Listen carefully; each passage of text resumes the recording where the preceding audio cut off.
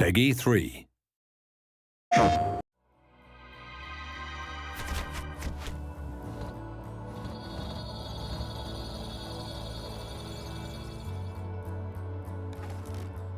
When we first found out about PlayStation 4 and the features of the platform, we were really pleasantly surprised that they completely synced up with what we had in mind for DriveClub. It was almost a perfect storm, if you like. We had this desire to return back to realistic racing. We had this new hardware platform. It was just nice to finally align with both the platform and our own desires as a studio and try and kind of bring that game to life. One of the things that we really liked was this idea that this was for an integrated, social generation of gamer who are now used to immediacy, connectivity, and an untethered relationship with their video games, where they are in touch with those game worlds when they're on the bus, when they're at work, 24/7. We've taken everything that we've seen from the massive rise of social networks since the last console cycle, and really that's become a core pillar of what PlayStation 4 is all about. So, you know, DriveClub really works on that level better than anything else you've ever played. We wanted to create a community, a genuine, living, breathing community. So when it came to looking at how we tackle that from a DriveClub perspective, you know, what did community mean to us? It meant that you had to have the ability for players to race both competitively but also collaboratively. And if they're going to collaborate, they've got to be together in a club. You know, they have to be a team of racers. Within DriveClub, there will be a range of social connections.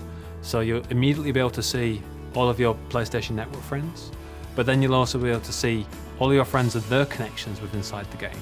So you'll be able to see how your friends are connected to other people. But we'll essentially make it very easy using the social connection feature to be able to find the perfect club for yourself.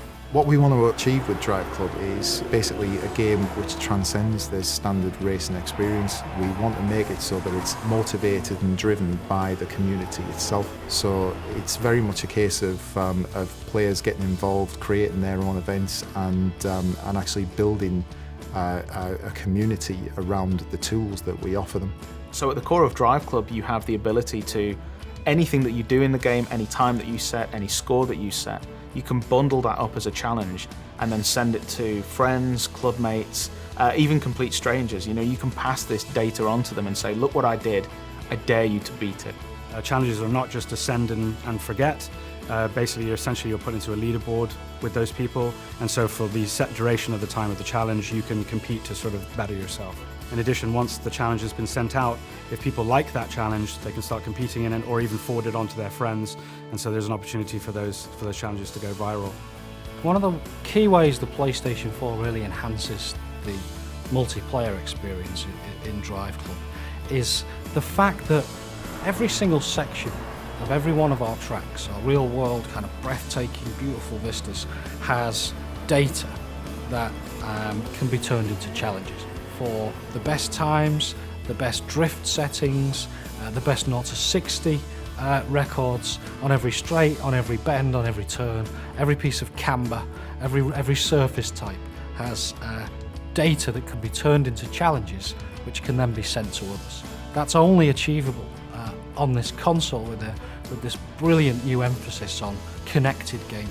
DriveClub isn't a professional racing series. This isn't Formula One or IndyCar or anything like that. This is just a bunch of people that love cars, that love racing, that want to compete together, collaborate together, that just want to turn up to a location and just put their tyres on the asphalt, you know? We want to make sure that, you know, irrespective of your level of skill, whether you're a hardcore racer or just casual racer, that you can pick up and play. But it has those layers of depth inside there. So if you are a skilled player, you can shave off those tenths of a seconds per lap. But if you are a casual player, you can pick it up and play and still post a good lap time. We want people to be able to pick up the car and go, this is fun, I can tell the difference between that car and get around this corner, look at me drift, isn't it brilliant? You know, we've just expanded the model to the point where it's easy access, but difficult to master. It's very much a case of everything that we do in this game is going to make the player feel cool. We want to actually make people understand the fact that this isn't a hardcore racer. It's not a simulation in any way, shape or form. It's about having fun in cars on very fast roads.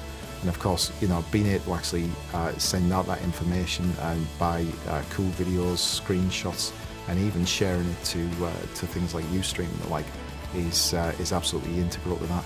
You know, we want people to be viewing the information that we're sending out from every single player, so that they understand that this is a broad community and absolutely the best racing experience that they're going to have on the next generation console.